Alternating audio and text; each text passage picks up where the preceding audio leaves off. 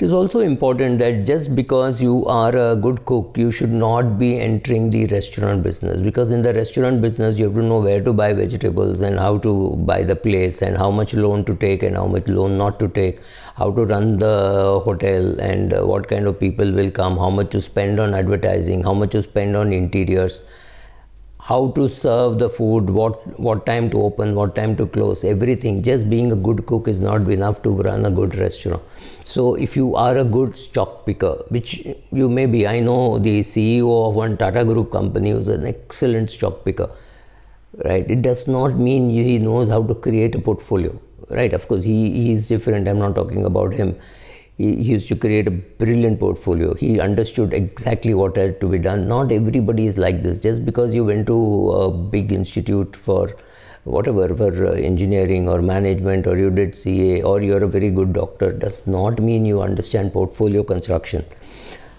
You also may not have a proper investment process. Now a company like HUL, when it launches a product, it has a proper process. It says if we do not hit so many units, if we do not hit so much of profitability, we will scrap the product. It is extremely efficiently run by Excel, not by sentiment. Most individual investors run it by sentiment. They will say, oh, I got very good return. Yes, they put money on day 1, on day 365 they had got good return, but they've held it for 4 years and completely ruined the return. Some shares may have to be sold, some shares may have to be kept, some shares you keep for dividends, some shares you keep for growth, right? So all those kind of combinations you need in your portfolio. And if you're going to depend on the portfolio dividend for eating your, having your meal and for your day-to-day living, there's a limit to how much you can re-put into the portfolio. And if you re-put into the portfolio, where should you put? Should you buy more Larsen & Toubro or should you buy more ITC, assuming you have both of them? It's very difficult call to take, right?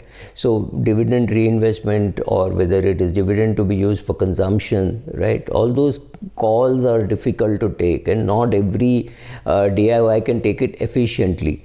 Another problem, or another good thing or problem, whatever you want to look at it, is many people born in the 60s, 50s perhaps, and sometime even in the 70s, their earning is much more than what they require. So their very inefficient portfolio management does not manifest itself at all, right? So somebody who has earned say an X amount should have had created a portfolio of say 10X. They have created 5X, but that's still all right, because their requirement is only 2X, right? So if your requirement is much less than the amount of money you have, then there is very good scope for poor management or mismanagement. So if you do not put together a process of deciding, I will buy, this is the universe of stocks which I'll buy, this I will not buy. I will not buy a share with less than 4,000 crores market cap, or I will not buy a share which is more than X% of market cap, because I'm anyway having 30% of my money in an index fund, or saying I will put money only in a global index fund, because India in the global index is only 2-3%, right? So I will put in a MSCI World Index Fund, and I will use my LRS for that, or any of those things. You have to have a process, you have to have a framework for analyzing what kind of management will you invest. You have to know. For me, I don't do a great ESG checkup, but I can pick up the phone and talk to a few people and say, how is this ESG in this company, right? So sometimes you have those skills. Sometimes some revenue officials who have done the assessment of that company. Sometimes somebody on the board, sometimes some of the partners who are signing it. Some of these things, this is an edge, not inside information, just to find out broadly about how this management works, how much they will share. When they make supernormal profits, will they share it with you, or will they leave enough food on the table for you to eat, right? You have to know all that, and then doing an analysis of your portfolio. Are you buying too little, or are you running a concentration risk? DIY of people who had ESOP, I find that they would have 70-80% of their money in one stock, right? Let's say HDFC Bank or HDFC Limited, they have got ESOP, so they will not sell and they will keep on accumulating it. So these kind of things happen, and these are mistakes. Another thing is, when you are handling your own portfolio, there is no need for any discipline because your wife or children don't even know what you are doing.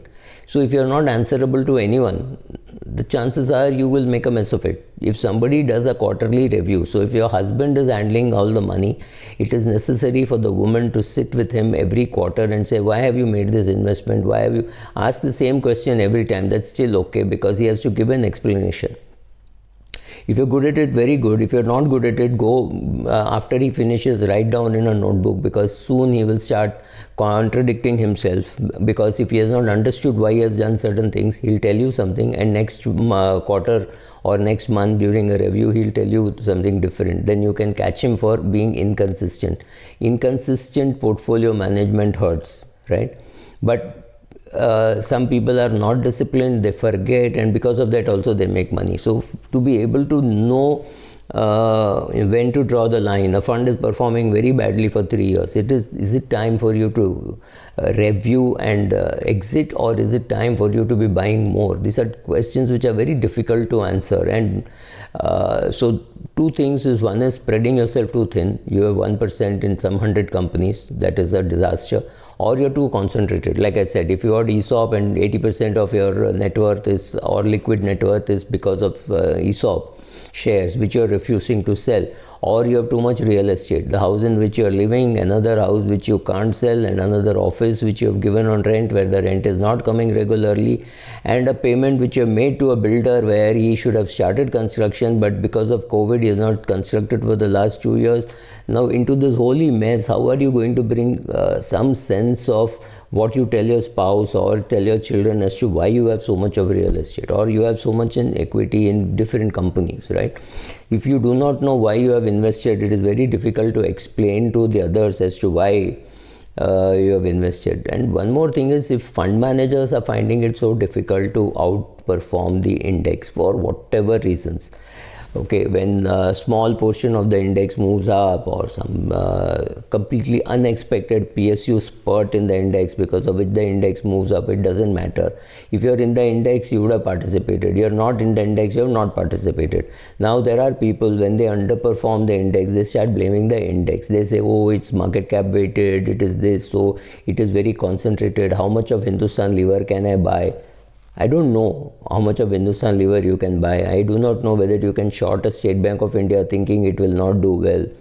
But if professional fund managers are finding it difficult to beat the index regularly in their main schemes, they may have another esoteric scheme where they are beating the index. So there is not enough reason for you not to be in the index for the large caps and pick up your own stocks on the small cap. The other thing which you can do is have a lot of mid cap and small cap in your portfolio, and pick up the large cap, because it's easier to buy a Reliance, HDFC, Larsen & Toubro, SBI, ITC, Tata Steel, Tata Motors on your own, HDFC Bank, HDFC Limited on your own, but it is very difficult to pick up the smaller shares. So smaller companies you go through mutual funds, bigger companies you pick on your own. Any such combination is possible. See what works for you. Understand whether you have the discipline of people who recommend going for a DIY kind of a process. If you do not have the discipline, I mean, then there is no reason at all for you to do that. You're much better off going with the help of an advisor into mutual funds or into direct equity, and then after some time learning with him or her, and then deciding what to do. Don't start off doing that. And absolute no to retirees. If you are about to retire or you're retired and you think now you can manage your own money, you don't need an IFA, you don't need a mutual fund, you can directly buy the stocks, you could be dramatically wrong, and you could wipe out your lifetime earnings by one or two foolish moves. Maybe some F&O trade where you lost money, so your relationship manager made you do more and more of those transactions. Any such possibility exists, and that could just rip you apart. Go to a good advisor, understand what he does, interact with him, learn, and maybe after 4 or 5 years you may not need an advisor. But don't start directly as a DIY and lose money, especially if you are older than 55, 60. You don't have time to recover.